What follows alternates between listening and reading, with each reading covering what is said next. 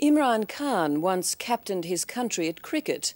Now the talk in Pakistan is of him leading his country again, perhaps as Prime Minister. Certainly only someone as revered as Imran could have pulled off his latest coup. In Islamic Pakistan, Imran has taken a foreigner as his bride, a foreigner with a Jewish background who is half his age. Jemima Goldsmith, daughter of a British billionaire, has gone to live with Imran in his home city of Lahore. Her husband says his playboy days are over. He is committed now to changing his country fundamentally.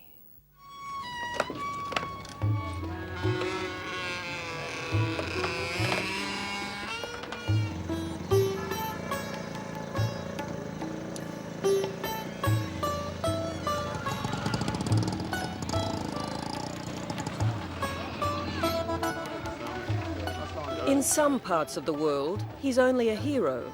In Pakistan, he's a demigod.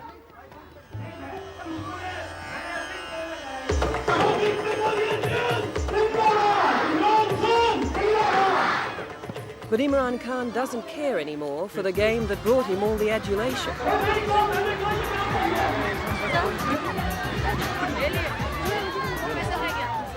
At 42, he is reborn as a symbol of Muslim pride and the brightest political prospect in a country staggering under the twin burdens of poverty and corruption.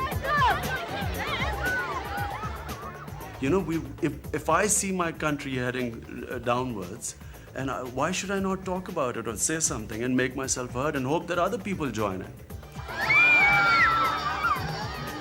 In a democracy, I mean, we all have the right to say what we think is right. If I have a platform, I should speak out. You know, this is the essence of democracy. Anyone in a position. And by the way, this is also very much Islam. You're supposed to stand up and say what you think is right. All the same, you're standing up more than most other people in this country. Not at all. There are a lot of people saying the same thing as me. You but know, with what not, I'm saying... Not the kind of attention paid to them. But what you're saying is that people do not have the platform which I've got. All the more reason for me to say it. And he has plenty to say. Pakistan, he believes, should discard what the British left behind, starting with the legal system, and return to tribal law. His countrymen should wear only traditional dress, as he does. And English should give way to Urdu, Pakistan's main language, in the country's schools. His conviction springs, he says, from a spiritual awakening to Islam. As far as those of us looking on can judge, you've gone from cricketer to social reformer, from man of the world to Pakistani nationalist, and from playboy to devout Muslim and husband. That's quite a transformation, isn't it? The assumption is that we don't change. When we pray 5 times a day, we always repeat one thing in the prayers, that, oh God, guide me on the right path.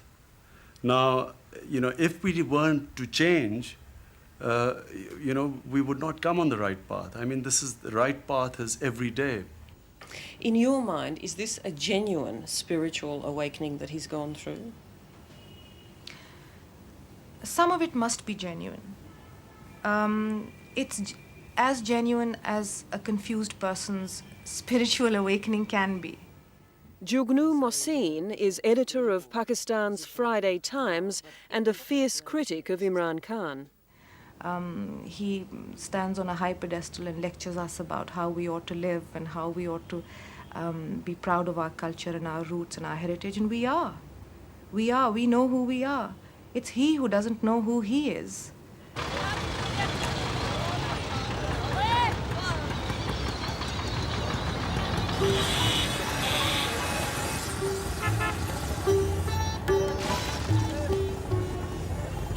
An arranged Muslim marriage to a local girl. That was the expectation.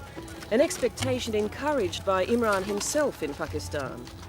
But ultimately, Imran selected his own bride, and she was neither Pakistani nor Muslim. British, with a Jewish background, Jemima Goldsmith was the daughter of one of Britain's richest men. Are you mad?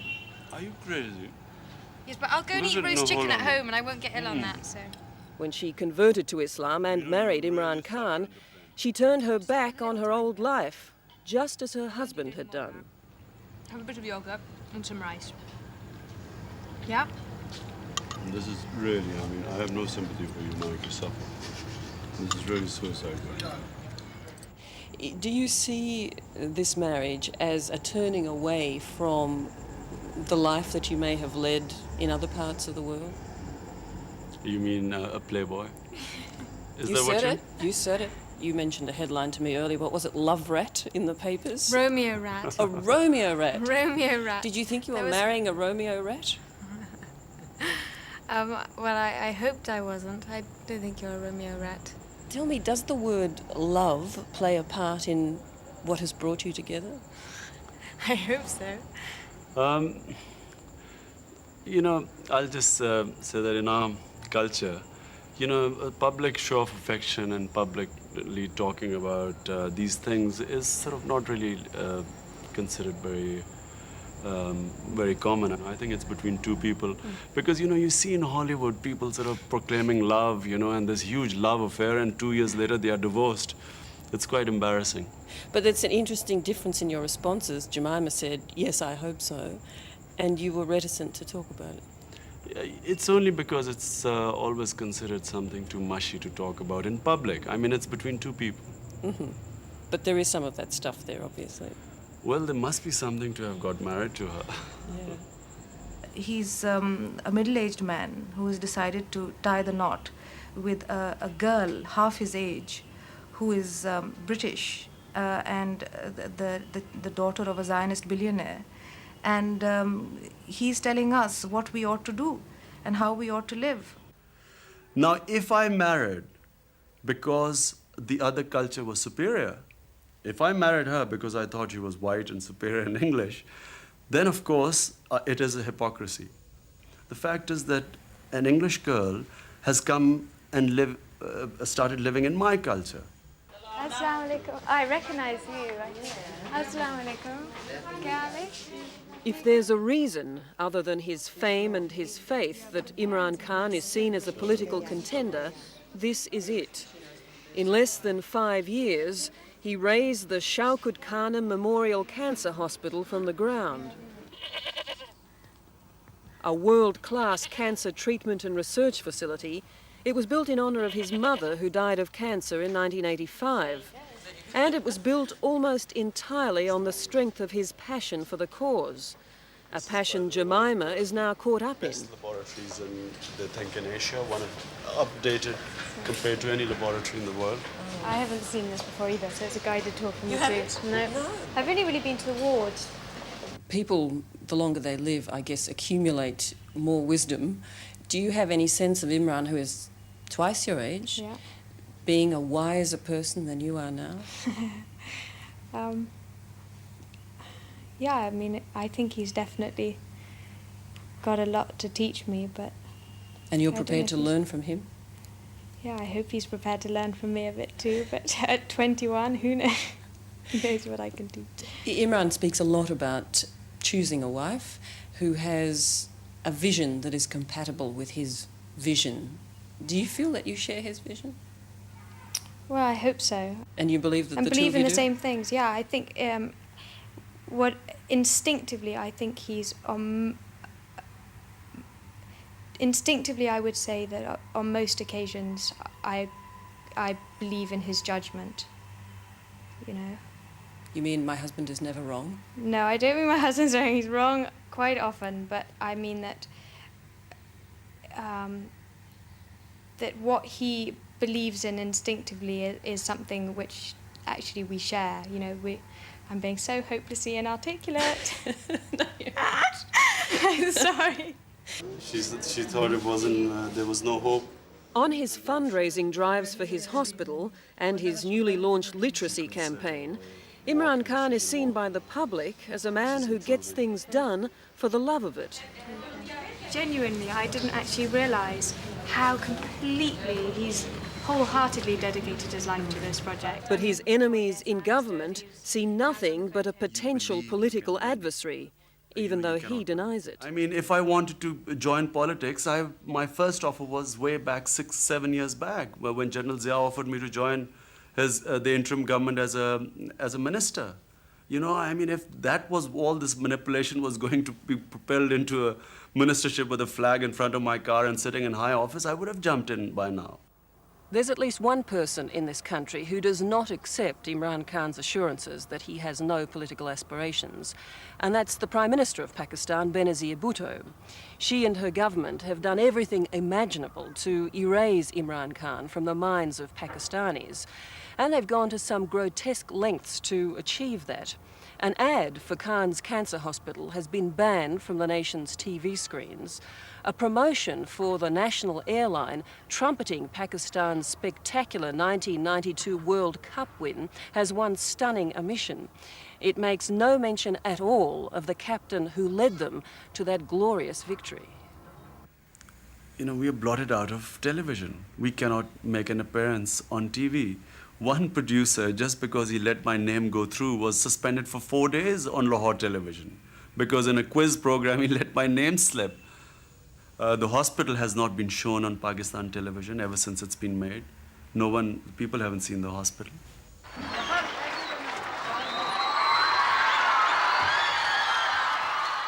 The government clearly believes Imran Khan is a political threat, as much as his followers believe that he's a political hope. His denials are not helped by the fact that at rallies like this one, he talks about restoring national pride. He talks about rejecting foreign aid, and he talks about cleaning up corruption. In fact, he talks a lot like a politician.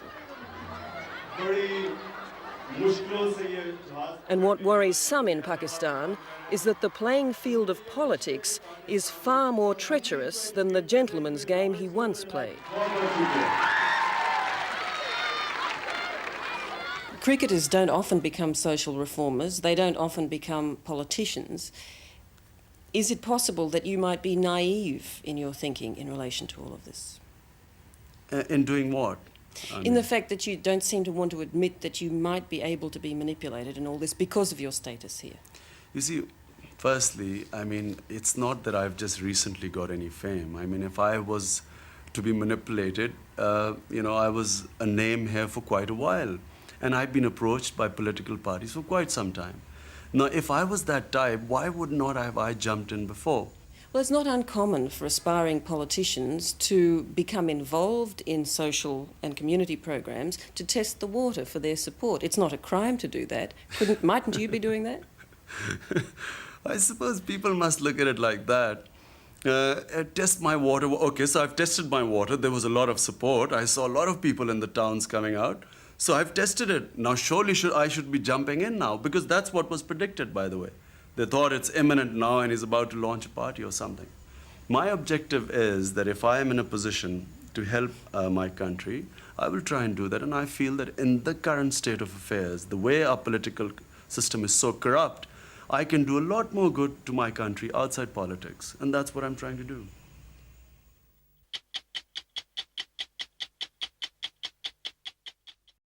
Hello, I'm Tara Brown. Thanks for watching. To keep up with the latest from 60 Minutes Australia, make sure you subscribe to our channel.